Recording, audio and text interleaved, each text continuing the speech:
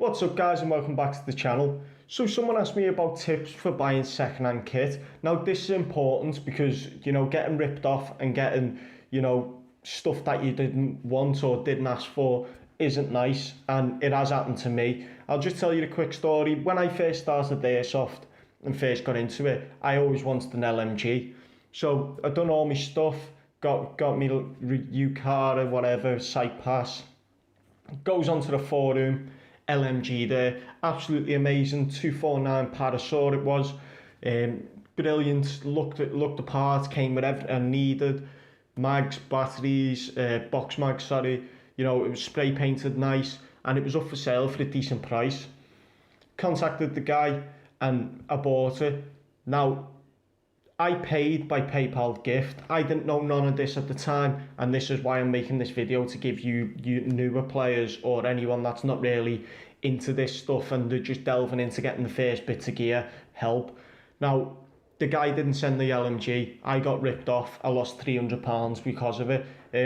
I didn't have no details on the guy, and that was it. He basically said he sent it, but he didn't. He just lied through his teeth and basically just robbed me. It's not a nice feeling, and it's one of the reasons why I'm doing this video. I've got a little list here that I want to cover, so I'll just be referring to this. Now, like I say, buying second-hand kit for anyone is sometimes the only option. If you're on a budget, or if you want to buy some rarer items, such as like Cry Precision items in the UK, stuff like that, some items that are really hard to get hold of, whether you're on that scale or the higher end scale. These tips are what I'd always recommend how to start off buying.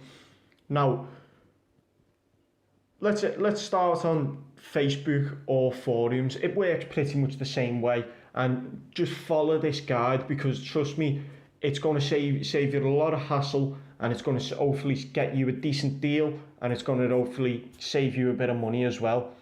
Now, buying second-hand kit, like I say, is a great option. You can pretty much pick up decent kit for a decent price.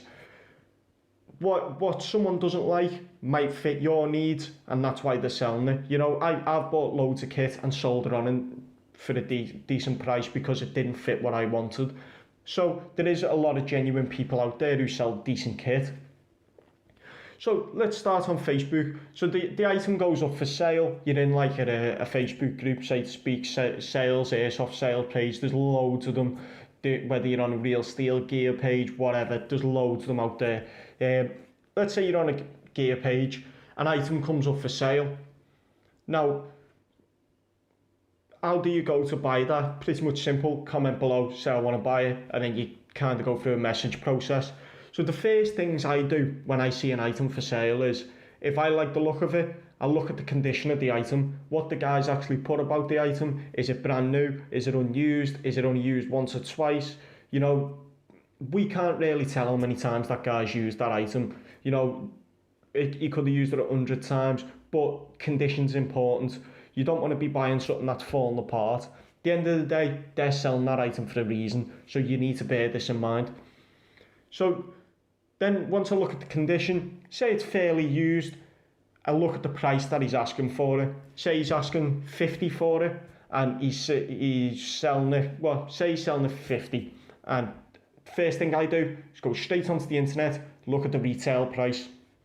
If the retail price for that item is £60 and he's well used that, don't bother, it's a rip-off. What you need to bear in mind is, when you're buying items, people want to sell their gear for as much as possible, to as close as possible as they paid for it. But a lot of guys don't realise, once you use stuff, it devalues it. So bear that in mind. People want to try and sell their gear for as much as possible. So you can potentially haggle, or just say, well, they're retailed for whatever price, I can get it cheaper. You might as well buy it new. So check the retail price and compare it to what the price is. So if he's selling it for 30 and the retail price is 60, you're getting half the price for half the condition, kind of thing. So it's a decent value. Again, another thing you need to look at is who the seller is. You need to look at the guy selling the stuff. Has he got a decent reputation? Look at things like that. It's all working into stuff like this. Check who the seller is, what he's selling. Is he a regular seller? Is it a decent price? These are all what he's going to build up before I make a purchase on something. I want to know who the guy is. Is he a reputable person? Where he is? Where's he from? Things like that. I'm not saying go in and interrogate the guy, but these things are vital to getting a decent sale and a decent deal. So from there, you're happy with the price, you're happy with the condition of the item, you're happy with the seller. Next thing you need to do, ask questions. If you're not straight up to the point of, say it's a pouch, look, there's not really going to be much information about the pouch that you need. You know, you pretty much know it's just a molly pouch, goes on, it's a general purpose pouch, it's a magazine pouch, whatever. These items I'm not really going to refer to ask questions, but I'm talking rifles. Now, the biggest one I see for sale a lot, rifles. Let me just give you a quick idea. Let's say a WEM4. It retails for about £200. Okay, the guy puts the ad up. WEM4, absolutely amazing, highly upgraded. Remember this one, highly upgraded. It's going to be key in a minute. It's got a Type bore barrel, it's got a new hop unit, got fast ratio gears, Dean's connectors, top wiring, top motor, amazing. It shoots, the range is phenomenal, the accuracy is phenomenal, and it's pretty much a solid gun.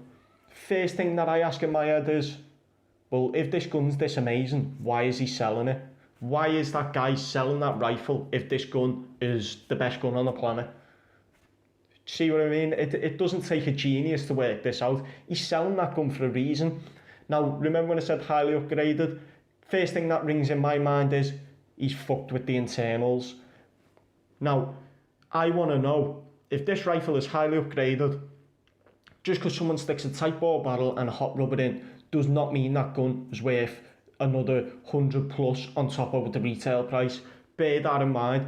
If he's used it for a year, but he's put these parts in, it's still worth less than what the retail is on an actual rifle. So that's another thing you'll need to look at. Just because it's highly upgraded doesn't always mean it's worth more. Bear that in mind. First thing I ask when he says highly upgraded is, who done the work? If it was that guy that done the work, the odds are he's fucked something up. He's done something wrong. It's not as reliable. If he says, yeah, it was, I don't know, patrol base, you know, someone with a decent reputation at doing gear, internals and tech work, I want a proof of that. Have you got proof, receipts? Have you got information? Have you got any emails back or anything like that that you can prove that they did the work? Just because someone says they did doesn't always mean. Ask for things like this. At the end of the day, guys, you're paying for an item. You have the right to ask what you want to ask. If he wants to sell it, he will answer them truthfully. Look, a lot of people lie and a lot of people manipulate things. So bear this in mind. Ask the questions, for God's sake. Just because it's highly upgraded doesn't make it the best rifle in the world.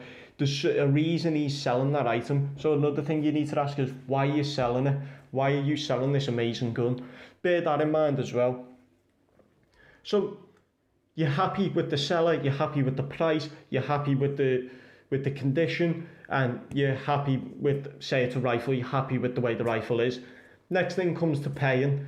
For God's sake, listen to me now, pay by goods and services, whether it be bank transfer, PayPal, or whatever. Make sure you pay by goods and services. Do not pay by gift. I'll say this again, do not pay by gift. I don't care who the guy is, I don't care what he's done, I don't care what type of item it is. Pay by goods and services. It's going to save a lot of hassle in the long run, you know. Trust me, I didn't do it and I got ripped off. I thought I could trust the guy and, you know, judgment was wrong. Not once have I ever paid by gift since, unless it's one of my mates or it's someone like that. I've never done it and I never will no more. It's not worth the hassle. Either you pay the fees or they pay the fees. It's tough luck. If he was selling the item on eBay, he'd have no choice but to pay the fees. So bear that in mind. Always pay the bloody services. Do not pay by gift, no matter what they say. That's a deal breaker for me. If he keeps saying pay by gift, pay by gift, pay by gift, don't make the deal. It's not worth it. It's not worth the hassle. There's no reason why he should keep asking you to pay by gift. It's a little bit of a loss, but it's worth it. Trust me, in the long run, it's going to save you a lot of hassle, and it's worth that little bit more. So again, keep in contact with the seller. Ask him to give you information once you've paid, as when he shipped it, proof of shipping, what the estimated time of arrival is, so you get your item, who's he shipped it with. Keep in contact, and then obviously item arrives at the door, Mr. Postman knocks, there's your item. Again, thoroughly check it through, make sure everything he has said is right, and if you're unhappy with something, message the person and say, I'm not happy with this, and send it back, or whatever. You are obliged to do that. You know, bear this in mind. You know, it's all for you. It's not about the seller. At the end of the day, he wants to make as much money as possible, as quick as possible. That's it. That's the bottom line. At the end of the day, you've got to run that weapon. You've got to wear that pouch. So if you're not happy with something, if the condition or the item turns up totally different to what he says, send it back. Trust me, it's worth less in the long run. But I hope that gave you a quick help on buying second-hand kit. Again, for you beginner airsofters, this is vital, or anyone beginning to buy second-hand gear. But obviously the more experienced guys will probably already know this stuff, so it might have been a bit of a basically obviously video for you. But if there is anyone out there watching this, put in the comment section below any tips for the beginners. Give them a little bit of a hand, and hopefully we can stop people getting ripped off, because it keeps happening and it keeps getting out there. It's not nice, but there is people out there that do it.